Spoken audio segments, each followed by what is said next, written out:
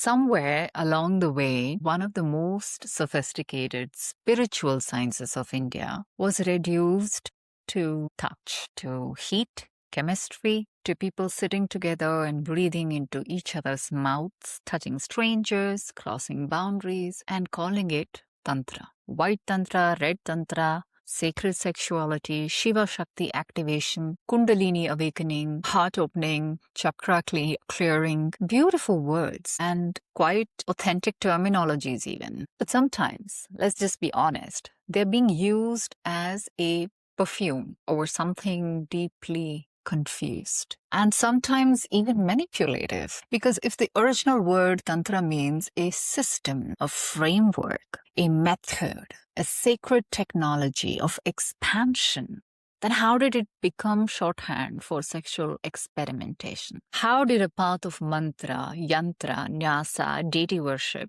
breath, discipline, initiation, purification, and inner transformation become a place where people are encouraged to touch each other, merge energies, bypass discernment, and call boundary collapse as freedom? That is not Tantra. That is not even liberation. That is not spiritual maturity, not ancient wisdom. Welcome to Aligned Hearts. I am Mayoori, and today I want to speak sharply because this distortion is not innocent anymore. Tantra is not sex, not erotica, not intimacy coaching with Sanskrita words. Tantra is not a workshop where people are emotionally, sexually, and energetically opened without context, without dharma, without responsibility, without lineage, and without clarity. Tantra is a sacred technology of consciousness. And if someone asks you, do you practice Tantra? Which I'm asked very often, the most intelligent answer is not a yes or a no. The most intelligent and the truthful answer is, what exactly do you understand by Tantra? Because that answer will tell you everything. Let's begin at the root. Tantra comes from the Sanskrita root, tan, which means to stretch, to extend, expand, weave, compose. And tra is often understood as an instrument, a method, or a framework. It can also mean to liberate. So Tantra is not a synonym for sex. It's not a synonym for eroticism, not a synonym for sensuality either. It means a framework, that's it. A system, a loom, a method of expansion, a sacred architecture, a way of weaving together body, breath, sound, mantra, deity, attention, ritual, energy, and consciousness. That is why Tantric traditions are not one small thing. They are very vast. They appear across Shiva, Shakta, Vaishnava, Buddhist, and other streams. They include texts, rituals, mantras, yantras, mandalas, mudras, nyasa, puja, homa, visualization, subtle body practices, guru-disciple transmission, and deep philosophical maps of reality. So the next time someone says, or at least connotes Tantra equating to sex, pause. Because this is like saying food means non-veg. Imagine this. Food is a vast category. Food includes fruit, vegetables, grains, lentils, milk, nuts, spices, herbs, oils, sweets, medicinal preparations, temple prasadam, festival food, everyday food, fasting food, and yes, for some people, some kinds of non-vegetarian food. But if one person, because of their own fixation, keeps saying food means non-veg, what would you call that? You wouldn't call that knowledge. You would call it distortion, obsession, even hijacking of the entire category. Because the existence of one subcategory inside a vast category does not give anyone the right to define the whole category by that one subcategory. This is exactly what has happened with Tantra. And I am going to try and cover series of lenses through 2 or 3 episodes in that. So hold on to various aspects. You cannot make out a complete picture of what I'm trying to arrive at because it's a very huge topic and I have to take it section-wise. A few restricted, esoteric, highly specific references have been pulled out of context, inflated, sexualized, marketed, and then used to define the entire sacred science. That's not understanding. It's actually a selective distortion. In modern wellness spaces, it has become a profitable distortion. Now let's talk about this color coding business. White Tantra,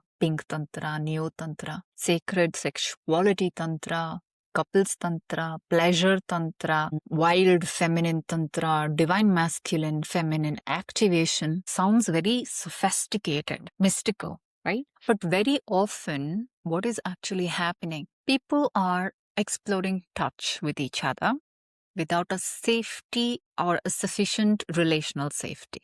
They're being encouraged to reveal intimate wounds. In groups, they don't know. People are being told their resistance is a block. They're being told their boundaries are fear. Their hesitation is closed heart. Their discomfort is unhealed shame. People are being told that opening their wild side means they must become available emotionally, sexually, energetically to whoever is holding the space, or sometimes somebody who is in the same energy field. Because vulnerability in such spaces is very common. It is meant to have that kind of safety for your vulnerability. But accessing that point of your vulnerability is not ethical.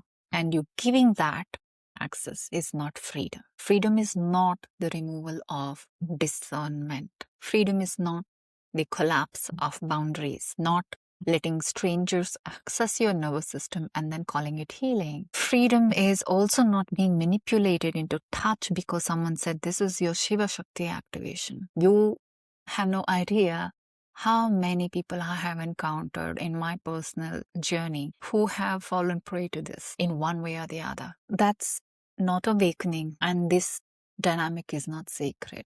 It's definitely not Tantra. That's boundary violation, just trying to sound very spiritual. And I'm using this language consciously because the modern world has become very clever in using soft words for serious things. They'll say energy exchange when they mean it's uncontained and intimacy. They'll say heart opening when what they mean is emotional exposure. Chakra cleansing when they mean is suggestive body work. I'm not saying always, but it can be. And it is in many places. Kundalini activation when what they mean is nervous system overstimulation. Shiva Shakti union when what they mean is chemistry, projection, attraction. Sacred sexuality when they mean sexual access, which appears like a healing. And we need to stop being impressed by vocabulary of this. Sanskrita words do not purify unethical behavior. A mala will not make a manipulation sacred. A yantra in the room does not make boundary crossing spiritual. A man calling himself Shakti or Shiva does not make that person conscious, or a woman calling herself Shakti does not mean she's embodied in wisdom either. Sometimes people are not awakened. They are in their journey, but they project their own illusion as an absolutism. They're not liberated. Perhaps they're dysregulated. They're not holding the energy. They're performing intensity. They're not opening your heart. They're bypassing your consent. Now, earlier we could have said this was a Western distortion. And yes, a lot of the modern packaging of Tantra came through Western counterculture. Colonial fascination, exoticization, and the wellness market as we know it now. But now, scenario is not the same. It's not Western anymore.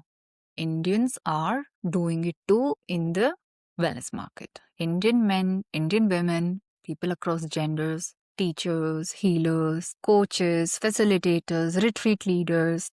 People have learned that if you use the right words, Shiva, Shakti, Kundalini, Chakra, sadhana, awakening, surrender, feminine, masculine, you can create instant spiritual authority. You can confuse people, you can override their suspicion, you can make ordinary desire sound cosmic. You can make psychological dependency sound like devotion. You can make someone's discomfort sound like resistance. You can make your own appetite sound like a teaching. This is where it becomes dangerous. Because the average person is not always trained to distinguish between spirituality and suggestion, between the intuition one has, and when they are being manipulated, between the energy and arousal, between surrender and compliance, devotion and dependency. It's not very easy to distinguish between activation and overwhelm. Same for transformation and trauma response. This is where narcissistic patterns also sneak in and thrive. Not always a clinical narcissism as a diagnosis, but let's be clear, narcissistic patterns, grandiosity, specialness. With things like, I can see your blocks, you're not ready because you're resisting me, you're too much in your mind, your boundaries are your ego, your no is your wound speaking. This is how cult dynamics begin. Not with someone saying, come, I will exploit you. No, it begins beautifully with a lot of love, attention, love bombing, spiritual language, intensity, with belonging, with a sense that finally someone sees you. Then slowly, the person is pulled away from their own reality testing. They stop asking, does this feel right? They start asking, am I evolved enough to accept this? That is the psychological trap. And in sexualized spiritual spaces, this trap becomes even more severe because the body is involved. Touch is involved, arousal is involved, bonding chemistry is involved. Your oxytocin, dopamine, adrenaline, novelty, fear, shame, validation, all of these can create deep emotional imprinting. The nervous system can confuse intensity with truth. You can confuse relief with love, arousal with awakening. It can confuse the collapse with surrender. So when a person says, I felt something powerful, it's amazing. But you have to see also the context. Powerful does not mean pure always, sacred or correct or spiritually safe. The body can feel powerful things in unsafe situations. That's basic psychology, basic neuroscience. And this is why real traditions had containment. Not because ancient systems were trying to be boring, but because they understood energy without ethics becomes dangerous. Power without dharma becomes predatory. Practice without preparation becomes confusion. This is where we must make the deepest distinction. Tantra is not anti-body. Tantra does not say the body is dirty. It does not say desire is automatically evil. It does not say the world must be rejected. That is not the point. Tantra is actually very sophisticated because it says the body itself can become a field of practice. The body can become a mandala, an arrangement of energies. The body can become a yantra, the seat of a deity. The senses can act as refined instruments. The breath can become the mantra. The mind can become the altar. The body becoming sacred is very different from the body being sexualized. Let's please get this straight. A temple has form, beauty, fragrance. Temple has sound, sculpture. It has rhythm. But a temple is not a marketplace or appetite. It's not a marketplace. In many tantric practices, especially through nyasa, the practitioner ritually places some mantras or divine presence into different parts of the body. The body is imagined and consecrated as divine. It's not treated as an object of erotic display. It's transformed into a sacred body. This is the opposite of the modern reduction. Modern tantric spaces often say, open your body so someone else can access it. That being confused with being available to multiple people in the name of love, energy, intensity, the depth of the pleasure that one can allow. I'm not saying they are bad. They're different practices, but that's not Tantra. 100%. Traditional practices say consecrate your body so the divine can be recognized through it. Do you see the difference? One is access. The other is reverence. One is consumption. The other is consecration. One is exposure. The other is sanctification. And in Srividya, I'm a Srividya practitioner, this becomes even more refined. Srividya is not essential goddess culture. Lalita Tripura Sundari is not an aesthetic mood board, not a brand archetype for being magnetic, not a permission to be sexually desired. She is Shiva Shakti, conscious power. She is beauty as cosmic intelligence. She's the one who pervades waking, dream, and deep sleep states. She is the sovereign intelligence who's responsible for manifestation, maintenance, dissolution, concealment, and grace. The Sri Chakra is not just any geometry. It's a map of manifestation, a map of return, a map of consciousness moving from outer layers into the bindu, the center, the source, the unfragmented point of reality. So when someone reduces Shakti to sexual wildness, I want to ask, which Shakti are you talking about? The Shakti of the Sri Chakra, Shakti of the mantra, Shakti of the Kundalini rising through the disciplined sadhana, Shakti of discernment, self-possession, the Shakti that cuts illusion, or the Shakti of your unresolved appetite. Because not every intensity is Shakti. Not every woman performing wildness is Shakti. Not every man invoking Shiva is Shiva. And not every sexual charge is sacred union. Now, Shiva Shakti is one of the most abused phrases in modern spirituality. Because people say Shiva Shakti union across 10 people as a couple, as it means man and woman coming together in attraction. At the highest level, Shiva and Shakti are not just man and woman. They're consciousness and power, the stillness and the movement, awareness and manifestation, witness and the force. Shiva without Shakti is inert. Shakti without Shiva is ungrounded movement. And their union is not just romance. It's not just a sexual union. It's the recognition that consciousness and energy were never separate. You see, all these terminologies that I spoke of, they're not incorrect. They're just taken out of context. So don't be impressed by the vocabulary of these spiritual library. And Tantra is not anything to do with dating advice. It's not at all seduction. It's not even partner work with spiritual light. Shiva Shakti language is used to pressure someone into intimacy now. Something sacred is being corrupted as a method. When Kundalini language is used to explain away dysregulation, something dangerous is happening. Chakra opening is also used to justify touching someone's body without proper boundaries. That's not healing. It's pure violation. If heart opening means ignore your instincts and let me in, that's not love. It's manipulation. Surrender means stop questioning the teacher. If that's the definition, it's not sadhana. We have to restore the precision of these words because weak spirituality is a perfect home for manipulation.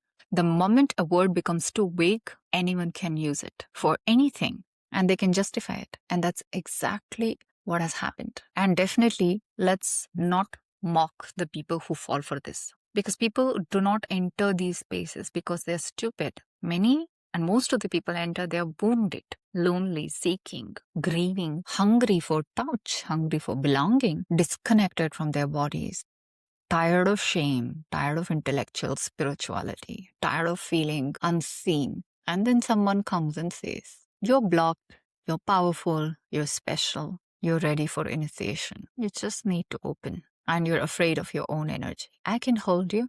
Now, these words of affirmation are potent. And for someone who has not been held well, these words can feel like medicine. And they are medicinal. But sometimes medicine like this is not medicine. It's bait. Psychologically, high control spaces often work by gradually replacing a person's inner authority with external authority. First, they create trust, then dependence, then confusion, and then obedience. The person stops checking reality through their own body, their own values, their own discernment, their own intelligence. They begin checking reality through the teacher, through the group, the method and the vocabulary. And if sexuality or touch is involved, the confusion deepens because touch releases bonding chemicals. Intimacy can create attachment. Arousal can narrow judgment. Shame can silence people. And sometimes novelty can also feel like transcendence. Group pressure is real. It can override personal boundaries. The nervous system can register danger and attraction at the same time. It's very powerful. Please understand. That is why people later say, I knew something was off, but I could not explain it. I felt chosen. I felt special. I thought my discomfort was my block. I thought leaving meant I was not evolved. This is why we need a strong language of discernment. Because spiritual abuse does not always look like abuse at first. It can actually also look like initiation, like healing, liberation, can feel like coming alive. But if your no is not honored, it's not sacred. If your boundary is mocked, even subtly, it's not healing. If your doubt is shamed, it's not wisdom. And if your body is involved in the picture and it's accessed before your consent is very clear, it's not spirituality. And if a teacher largely benefits from your surrender, be careful. If a facilitator makes themselves the gateway to your awakening, be careful. Using ancient words but no ethical container, be careful. If the practice is going to make you more dependent, more confused, more suggestible, and more attached to the teacher or the group, that's not liberation. It's the removal from reality. At least in the Oriental sciences, the sadhana is this tapas that you do alone. You can learn in whichever circumstance and whatever group scenario, but the sadhana happens alone. See, this is where we must call out the commercialization of Tantra. Ancient Indian traditions did not need to become erotic workshops. I say that again, to be powerful. Srividya did not need rebranding. Kashmir Shaivism did not need sexual packaging. Mantra did not need ambience. Yantra did not need different type of aesthetics. Kundalini did not need weekend activations. And goddess did not need to be turned into sensual, feminine magnetism. These traditions already had depth, they have had grammar, they have preparation, discipline, and they also had have secrecy where secrecy is needed. They had Guru Parampara, but not the shady Guru Parampara that is going on around now. Ritual intelligence, philosophical sophistication. They've had these things for centuries, and their practice runs really strong. Modern people living in this kind of environment and the setup, we have somehow lost our liking for the spine of tradition. We want thrill, the aesthetic, the authority of ancient language without the responsibility of ancient practice. The word Shakti, but not tapas. I want the word Kundalini, but not purification. I want to use the word Tantra, but not the discipline. Feeling of power without the ethics of power. That's why I call this not merely fake, but misleading. And in certain spaces, predatory. Because when sacred word is used to get someone to cross their own boundaries, we are not talking about a harmless misunderstanding anymore. We're talking about spiritual manipulation. And what is the shame? Why are we scared to call it what it is? And if it's organized, repeated, normalized, monetized, and wrapped in sacred authority, then we need to name the seriousness of it. It becomes a kind of organized theft, a theft of meaning, a theft of trust, robbing it of its embodied sovereignty, a theft of the original of a practice that emerged from India's sacred and deeply ritualistic traditions. It takes people away from reality while telling them they're becoming free. That's the most dangerous kind of illusion, isn't it? Let's talk about Kundalini, because this word is thrown around everywhere now. Someone breathes intensely for 20 minutes, shakes, cries, trembles, feels heat in the spine. They have some sort of release, and immediately someone says, oh, your Kundalini is awakening. Maybe, but maybe not. The body shaking does not automatically mean Kundalini. The body shaking can also mean sympathetic activation. It can also mean trauma release, hyperventilation. Maybe your nervous system got overwhelmed. It can mean suggestion. It can be emotional catharsis. It can help in discharging stress. The problem is not that these experiences are invalid.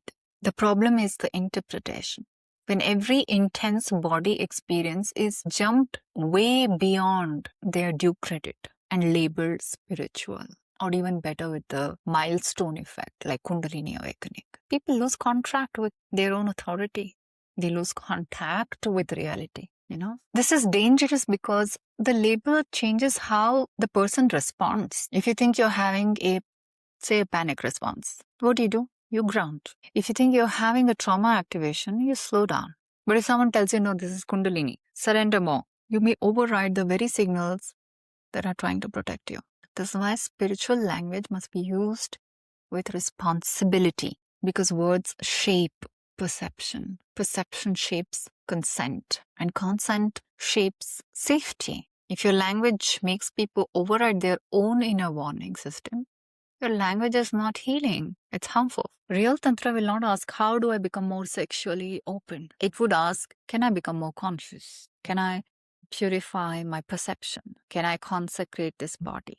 Can I hold energy without becoming inflated? Can I meet desire without becoming enslaved by it? Can I transform impulse into awareness? Can I see the body as divine without making it an object? Can I invoke Shakti without performing sexuality? Can I honor Shiva without becoming cold, controlling, or dissociated? Can I enter practice without fantasy? Can I receive power without misusing it? This is a completely different level. Real Tantra does not say abandon your discernment. It says refine your discernment. It doesn't say indulge everything. It says transform everything. It does not, real Tantra will not say touch everyone. It says recognize the sacredness of embodiment. It does not ask you to collect experiences. It will ask you to dissolve ignorance. It will definitely not say make your desires your God. Real Tantra will push you towards know the force behind the desire and return to consciousness. That is the path. It's not a weekend workshop, definitely not color-coded sexual menu, not a group exercise where everyone is pretending to be liberated while their nervous systems are screaming. So how do you protect yourself? First, ask for definitions. When someone says Tantra, ask what exactly do you mean by Tantra? Which tradition? Which text? Which teacher?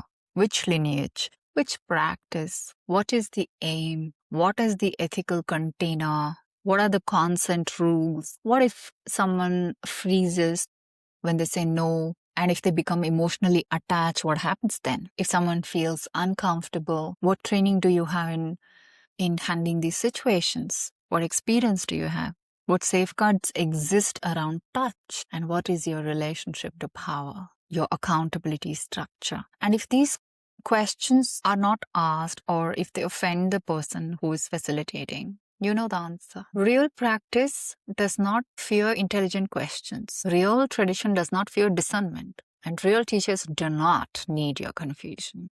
Real places do exist and they honor a no. Real sadhana increases your sovereignty. Fake spirituality will demand your surrender before it has earned your trust. And if someone tells you you're too much in your mind, ask yourself, are they trying to help me access my deeper wisdom? Or are they trying to disable my discrimination? Because buddhi, discernment, is sacred. Questioning, viveka, is sacred. Your body's wisdom is sacred. And no teacher, no healer, no facilitator, lover, guru, coach, or tantric practitioner has the right to override that. Let me summarize this very clearly. Tantra does not mean sex. Tantra means a framework, a system, a method, a sacred technology of expansion. The existence of some rare or restricted ritual references does not define the entire tradition. Non-veg does not define food. One ingredient does not define the whole kitchen. One subcategory does not own the category. Tantra is not sexual access. It's not boundary collapse. It's not open your wild side as an invitation to become available to everyone. It's not a word you use to make desire sound spiritual. Tantra is not touching multiple people and calling it energy work. It's not using Shiva Shakti language to legitimize chemistry, not using Kundalini language to explain dysregulation. Tantra is not using chakra language to gain access to somebody's body. Tantra is not red, white, pink, gold. I don't know what else color will it come in. Whatever branding color someone has invented.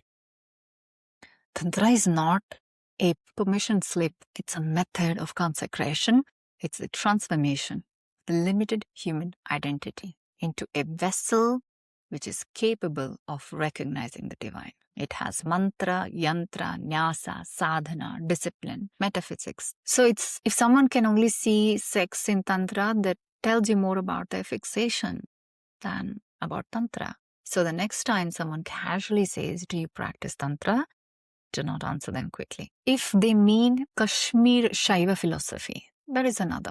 If they mean Vajrayana deity yoga, that is another. If they mean a modern intimacy workshop where people touch each other and call it awakening, that's a completely different thing. Do not let language confuse you. Do not let someone else's vocabulary remove you from your reality. And if you're seeking deeper work around these practices, invest in some time to know more about it before you venture into it. Because these are not just random practices. They need a very specialized guru who can handle the complexity that can arise around it, not to be played around with. So this is Mayoori, and you are listening to Aligned Hearts. And if this episode made you pause, share it with somebody who has only heard the shallow version of Tantra. And if you're seeking deeper work around self-worth, relationship, embodiment, spiritual clarity, and nervous system healing, you can find my work at Healing with Mayoori. Until next time, stay awake, stay rooted, and never confuse intensity with truth.